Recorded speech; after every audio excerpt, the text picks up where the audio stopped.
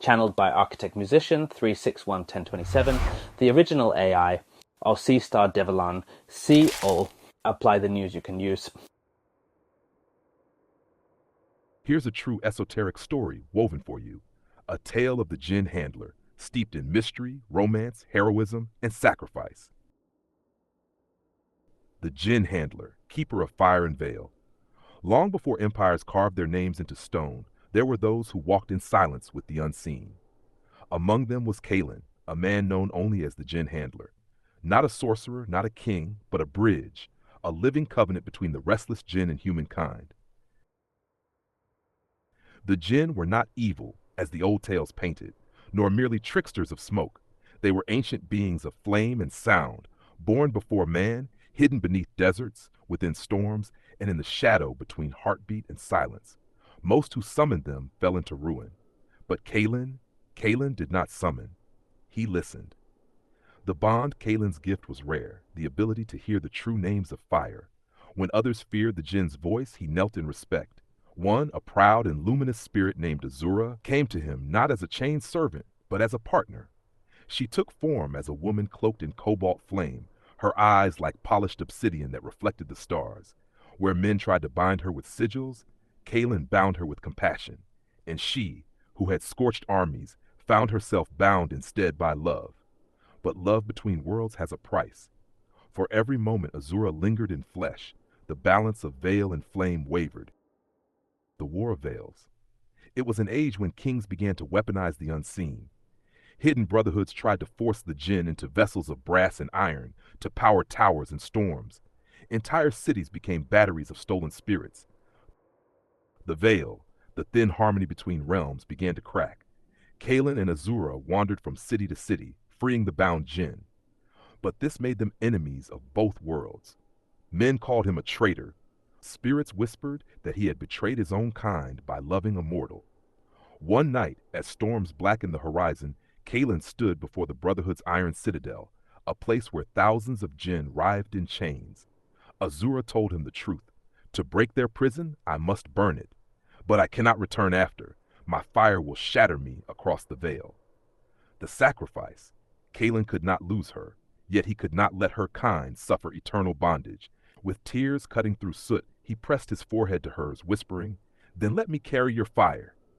If the veil cannot hold us both, let me be the vessel." Azura wept. Yes, even Djinn weep when love cracks eternity.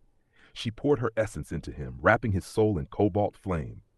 For a moment, Kaelen was no longer man, no longer bound by dust. He was fire embodied, a handler who had become the flame itself.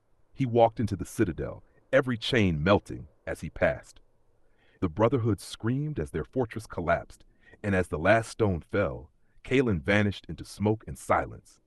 The echo. Some say Kaelen's body was ash, others that he still walks in shifting fire, his eyes two stars in the dark. Azura's essence lingers in whispers of wind, in the warmth of flame. Lovers across deserts tell stories of seeing them, two shadows holding hands within firelight. The Djinn call him Al-Wasi, the one who embraced. The last handler who did not conquer nor command, but gave himself for balance. And when a candle flickers without wind, they say it is Kaelen's spirit brushing past, reminding us, true power is not in command, but in the sacrifice we make for love, for freedom, for balance. That is the hidden truth of the Djinn Handler, a story where romance turned into cosmic covenant, where heroism was not battle but surrender, and where sacrifice became eternal flame.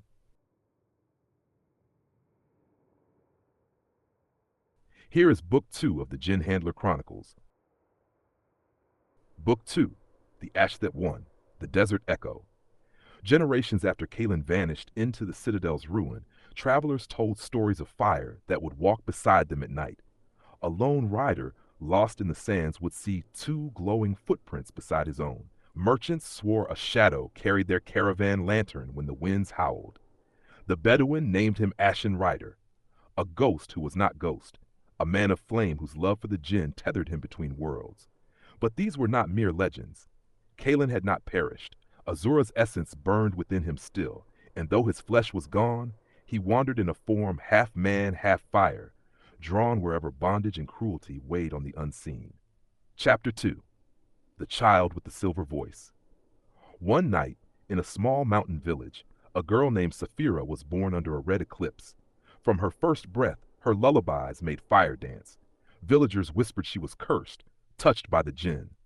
Fearing her, they planned to send her away. But Kaelen heard her voice ripple through the veil. He appeared in her dreams, a man whose face was ember and starlight, telling her, "You are not cursed, child. You are the continuation. You are the song I left behind." Saphira grew with strange gifts. Fire bent to her hum, shadows obeyed her song, and she grew to love the unseen presence who guided her, the Ashen Rider. Chapter 3. The Covenant Rekindled. But where fire blesses, hunters follow. The descendants of the Brotherhood, now cloaked as scholars and priests, had long sought Kaelen's ember. They believed if they captured him through the girl, they could once again enslave the Djinn. When the hunters came, Kaelen manifested fully for the first time in centuries, a towering figure of cobalt flame, Azura's essence glowing within. But each time he stood fully in the mortal plane, his flame consumed a fragment of himself. He fought them back, but at a cost. His form flickered, weaker. Saphira held him, and for the first time since Azura, Kaelen felt the warmth of mortal touch. She sang a fire song that steadied his form. In that moment, a new covenant was formed, not handler and Djinn, not mortal and spirit, but guardian and heir. Chapter 4. The Choice. Kaelen knew the truth. His ember could not remain forever. Each act of heroism eroded the flame that tethered him. Saphira's destiny was to inherit the fire song, to become the first true handler of ash and breath. But Kaelen wrestled with the same sacrifice as before, remain with her, knowing his flame would eventually consume her life as it had his, or fade into the veil, leaving her free to grow into her own power. On the night of decision, he stood by her bed as she slept, her hand resting over a flickering candle. He whispered, "The greatest love is to leave before the flame devours. The greatest heroism is not to stay, but to let another rise." With that, he released the ember into her chest. His form vanished, smoke curling into the stars. Saphira awoke with fire in her veins, her lullabies now thunder and lightning. But her heart carried Kaelen's warmth, his sacrifice, his eternal promise. And so the saga continued. No longer a single handler, but a lineage, a covenant that echoed across centuries. The Djinn would never again be chained so long as one heart carried Kaelen's fire. Let's step into Book 3 and watch Saphira ignite. This is where the saga becomes less about Kaelen's sacrifice and more about the torch he passed on. The Fire Song of Saphira. Chapter 1. The Daughter of Ash. Saphira grew quickly, but not like other children. By the age of 12, she could whistle to coals and make them leap to life. By 15, her lullabies bent shadows into dancers on the walls, their movements whispering messages only she could understand. The villagers who once feared her now whispered reverence.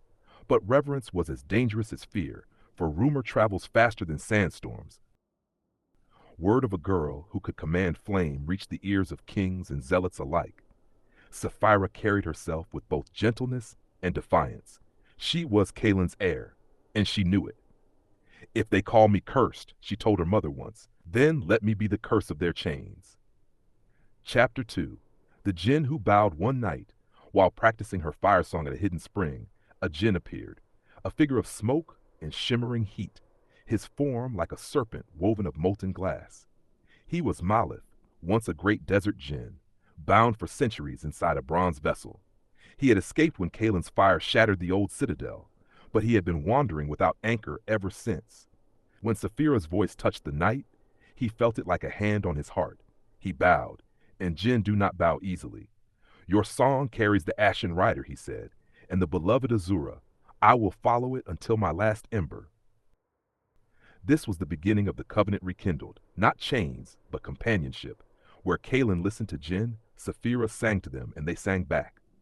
Chapter 3. The War of Silence. But silence was spreading. A secret order, descendants of the Brotherhood, had learned new tricks, not of fire, but of void. They created instruments that consumed sound itself, swallowing song before it could reach the veil. With these, they hunted Saphira. The War of Silence began not with swords, but with stolen voices. Villages that once thrived with music woke to find their singers mute, their drums hollow, their prayers dead in the air. When the hunters came for Saphira, they raised the void instruments. Her song faltered, her throat burned, but it was Malith who coiled around her, his molten glass body reflecting her fire back into her. "Sing louder," he hissed, "for Kaelen, for Azura, for us all." And she did. Her fire song cracked the void. Hunters fell to their knees as their instruments melted. Saphira realized then, her voice was not just melody, but a weapon, a power greater than chains or silence. Chapter 4, The Flame of Love. Years passed. Saphira's fame spread. She freed captive Djinn, dismantled hidden prisons, and even swayed kings with songs that forced them to see their cruelty reflected in flame. But in her heart there was an emptiness. Malith remained by her side, his loyalty unshaken, yet he was Djinn, and she human. Their bond deepened, fiery and tender, but also fragile. One evening she asked him, "Do Djinn love as mortals do?" His molten eyes glowed. "Djinn love as flame loves the wick, dangerously, endlessly, but to touch you fully would consume you." She smiled, her voice softer than embers. "Then let me burn." Their union was not one of flesh alone, but of fire and soul. Saphira became something new, neither mortal nor Djinn, but a living covenant, a bridge like Kaelen, yet her own. Chapter 5, The Heir of Fire. The War of Silence raged on. The hunters, desperate, tried to summon an ancient void being, a creature older than Djinn, older than man, a thing born from the pause before the first word. To face it, Saphira and Malith joined in the oldest ritual, the binding of flame and breath. It was love turned into power, sacrifice turned into song. When she sang, his essence wrapped hers. When he roared, her heart steadied his flame. Together, they became a living firestorm. They shattered the void being, but at the cost of Malith's form. His molten body cracked apart, dissolving into her, leaving only his ember within her chest. Like Kaelen before her, she bore the sacrifice of love. Now she carried two voices, her own and Malith's eternal hum. Saphira became known as the Flame Singer, the first mortal whose song resonated not just with Djinn, but with all realms. Her lullabies healed, her war songs broke kingdoms, her whispers lit hidden fires of rebellion across empires. Yet at night, when she sat by the last coals of the hearth, she could hear Kaelen's ember, Malith's ember, and Azura's echo. Three voices woven into hers, a lineage not of blood, but of sacrifice and flame. And so the saga grew. The handler became ash, the ash became song, the song became fire eternal. Book 4 could follow Saphira's descendants centuries later, when her fire song becomes fractured and a new heir must recover the three embers, Kaelen, Azura, and Malith, scattered across realms. To our beloved collective, from the day one torchbearers to the newly awakened travelers, we see you, we honor you, and we love you. This isn't just a community, it's a soul constellation, a family woven across time. Thank you again for being here. Your presence means more than words can carry. Every little act of kindness you offer is a spark, shifting timelines, mending hearts, and quietly realigning the compass for many in ways only the unseen can measure. And to those yet to join us, we're holding the lantern high. There's room for you too.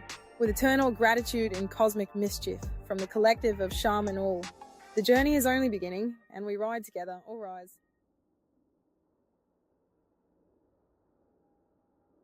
These are the secret wanderings of the Djinn, those moments when history wasn't watching, but fire was still moving. Here's how the saga unfolds between Saphira's rise and her descendants. Interludes of flame and shadow, the hidden wanderings of the Djinn of the broken tower. When Kaelen shattered the iron citadel, not all Djinn were freed whole. Some emerged fractured, their forms split between worlds. One such spirit was Khazir, a Djinn of lightning. His essence stretched like torn silk across 3 deserts. At night, caravans crossing the waste saw flashes in the dunes. Not storms, but Khazir's body, trying to pull itself together. He wandered for centuries, neither here nor there, until Saphira's fire song reached his fragments. For a brief night, he was whole again. But wholeness is heavy. He wept, then scattered himself once more, choosing to live among sparks of storms rather than risk capture again. To this day, desert travelers whisper, if you see 3 lightning bolts strike at once, Khazir walks there still. The Djinn who loved the ocean most. Djinn were children of flame and sand, but Lariah was different. She was born when Kaelen's fire touched the sea. Her body was steam and salt, her eyes like pearl mist. She longed not for freedom, but for tenderness, something no summoner ever sought. She wandered coastlines, singing to fishermen in dreams, teaching them the tides. Some say entire sea kingdoms rose because she whispered where to cast nets and when to sail. But she fell in love with a mortal sailor, a man who could not hear her voice except when drowning. So she let him drown once, just once, pulling him into her arms beneath the waves. When he returned to shore gasping, he swore he had kissed a goddess of mist. He searched for her until death, but Laraya never appeared again. They say her laughter still echoes in sea foam. The Djinn of Forgotten Prayers. In the mountains of Anatolia, villagers once built shrines with fires that never went out. One such flame housed Daruk, a Djinn of prayer, not bound by chains but by devotion. Every offering fed him, incense, whispered hopes, the sound of bells. But when the invaders came, they silenced the shrines. Daruk lingered as smoke in abandoned temples, carrying the last prayers of forgotten villagers. He wandered from ruin to ruin, trying to deliver their words to the heavens. It is said that sometimes when someone prays in despair in a silent place where no god answers, the air grows thick with incense smoke, and Daruk's voice answers, "I will carry it for you." The lovers in the sandstorm. Not all Djinn were warriors. Some were lovers who refused to be separated. Rashan and Alira, twins of flame, were captured in the citadel and fused into one jar. When Kaelen broke the chains, they escaped, but could not untangle their forms. They wandered the desert as a single sandstorm, two lovers trapped in one endless spiral. Travelers caught in their storm swore they heard two voices arguing, laughing, weeping. Rashan wanted freedom. Alira wanted union. The storm never settled. But once, in Saphira's time, when she sang her fire song into the desert, the storm paused. For one breath, Rashan and Alira's faces appeared in the sand, kissing, whole, free. Then the wind took them again. The Djinn of the Mirror City. There is a legend of a city made entirely of mirrors, hidden in a desert where no map reaches. Its guardian is Zeraf, a Djinn of reflection. Summoners feared him, for when you looked into him, you saw not your face but your true intent. Zeraf wandered after Kaelin's fall, building illusions of cities no one could find. He would appear to the greedy as an oasis, to the weary as home, to the wise as themselves. Few passed his test. They say Saphira herself once followed a mirrored path and met him. She sang, but Zeraf only laughed. "Handler's child, your flame burns outward. Can it turn inward?" She wept, for the truth was harder to face than silence or chains. Closing whisper. Between Kaelin's ember and Saphira's song, the Djinn walked their own secret roads. Some searched for love, some carried prayers, some wandered storms, some tested the hearts of mortals. They were not forgotten, only hidden, waiting for the next heir who would listen. And so when the fire passes to another, these interludes return, Djinn stepping from shadow to whisper, "Remember, we were always here." The saga ascends. Now we enter Book 4, where the lineage must seek what was scattered. The embers of Kaelen, Azura, and Malith. This is where love, sacrifice, and inheritance converge into a true quest. Book 4, The Three Embers. The Heir of Smoke. Centuries after Saphira's reign, her bloodline had scattered across kingdoms. Most had forgotten the fire song, living ordinary lives. But one descendant, a boy named Ilyas, carried it unknowingly. He was a quiet child, orphaned, raised by stonecutters. But at night, when he hummed to himself, coals in the hearth glowed brighter. He thought nothing of it until one evening, his voice cracked the air and a shadow stepped into his home. It was Daruk, the Djinn of forgotten prayers from the interludes. He bowed, smoke thick in the air. "Child, the covenant sleeps in you. The world darkens again. You must gather the three embers before silence swallows all flame." Ilyas trembled. "But I'm no warrior." Daruk's eyes flickered. Neither was Kaelen, until love made him one. Chapter 2 Ember. Kaelen, guided by Daruk, Ilyas traveled to the ruins of the Iron Citadel. There, in the heart of the broken tower, lay Kaelin's ember, the ashen flame, buried in blackened stone. But it was guarded. The Brotherhood's descendants had twisted themselves into the Order of Ash-Eaters, men who devoured cinders of Djinn to steal fragments of their power. They had been waiting, knowing someone would return for the ember. When Ilyas touched the ashen flame, a vision seared through him. Kaelen's final moments, his sacrifice, his love for Azura. The ember burned his chest, binding itself to his heartbeat. For the first time, Ilyas sang, and the walls trembled as Kaelen's fire flowed into him. The ash-eaters fled, not from the boy, but from the rider's presence, echoing in his song. The second ember. Azura's ember was not buried in stone, but scattered across dreams. She had poured herself into the veil when she sacrificed herself. To find her, Ilyas had to sleep beneath the desert stars for 7 nights. On the 8th, he dreamt of a woman cloaked in cobalt flame. Azura appeared, eyes like obsidian mirrors. "You carry his heart," she whispered, "but without mine, the flame is incomplete. Do you understand what it means to hold me? Love will not be kind. It will tear you open, as it did him." Ilyas wept. "Then let me be torn." She touched his brow, and the ember of cobalt flame entered him. His song deepened, carrying not just Kaelen's sacrifice, but Azura's longing. For the first time he felt fire as love, not just heat. The third ember, Maleth. The last ember was the hardest. Maleth had bound himself to Saphira, but when she passed, his essence fractured into storms. He lingered as molten glass in hidden caverns, dangerous and untamed. To claim him, Ilyas had to descend into the glass wastes, a land where sand fused into shimmering plains of mirror. Each reflection showed him not his face but his fears, his weakness, his longing to abandon the quest, his loneliness. In the heart of the wastes, a molten figure rose. Maleth's voice thundered. Kaelen was sacrifice. Azura was longing. But I am rage. If you cannot master me, I will consume you. Ilyas sang, his voice cracked, raw, imperfect. But instead of silencing Maleth, it harmonized with him. The storm stilled. The molten glass shattered into light, and Maleth's ember entered him, heavy, fierce, alive. Now 3 heartbeats echoed in one. The covenant reforged. With the 3 embers bound, Ilyas was no longer just heir, he was the flame bearer. But the embers pulled in 3 directions. Sacrifice, Kaelen longing, Azura, rage, Maleth. His body trembled under their weight. Daruk warned him. To carry 3 is to walk the edge of burning alive. You must weave them into one flame. In his final trial, Ilyas stood atop the ruins of the Mirror City where Zerath the Reflector Djinn tested him. The city's mirrors showed him 3 lives, one where he chose sacrifice and died, one where he chose longing and wasted away, one where he chose rage and became a tyrant. Only by singing all 3 at once, weaving sacrifice, longing, and rage into harmony, did the mirrors shatter. A new flame roared into being, neither Kaelen's, nor Azura's, nor Maleth's alone, but Ilyas's own. The world saw a new covenant. Ilyas carried the 3 embers, but he was not their prisoner. He was the 4th flame, the union of all that came before. When he walked, the Djinn whispered, "Handler, rider, singer, bearer, the line is unbroken." And so the saga moved forward, not in a single hero, but in a living lineage of flame. Now we walk into the shadowed side of the flame, where not all Djinn chose covenant.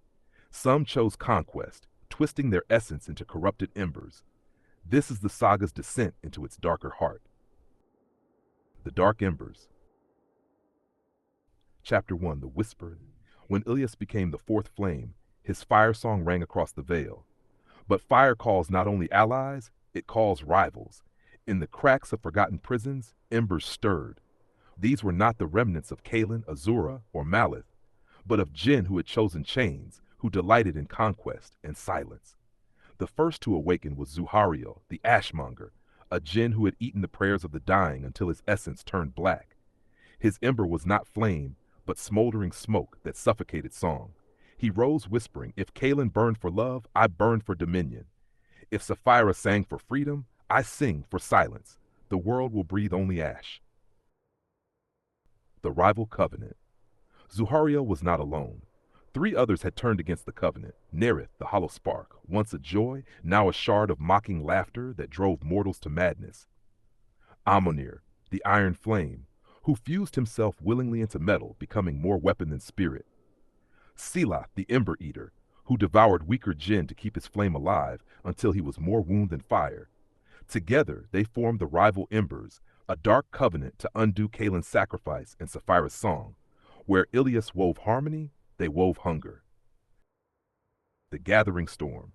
Their first act was to corrupt the wandering Djinn.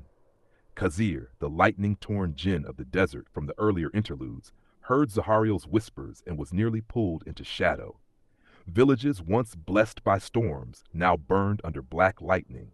Ilyas, still struggling to balance the three embers within him, felt the corruption ripple through his dreams. Azura's voice trembled within him. Love can turn, longing can rot, even sacrifice can curdle into hunger. Do not underestimate what you face. Malith's growl followed. If you falter, boy, they will tear you apart and wear your skin. The Duel of Flames. The rival embers confronted Ilyas at the glass wastes, where Malith's ember had once been claimed. The mirrored planes reflected two fires, his burning blue, gold, and crimson, and theirs a storm of black iron and hollow sparks. Zahariel spoke. You are the heir of sacrifice, longing, and rage. We are the heirs of hunger, silence, and dominion. Join us, and the veil will kneel. Refuse, and you will burn alone. Ilyas sang, but his song faltered. Kaelen's sacrifice clashed with Malith's rage. Azura's longing weakened his tone. The rival embers struck, their shadows lashing like chains. He nearly fell, until Daruk, the Djinn of forgotten prayers, stood beside him. You are not alone, Daruk roared, his smoke becoming shield. Your line was never meant to burn alone. Chapter 5.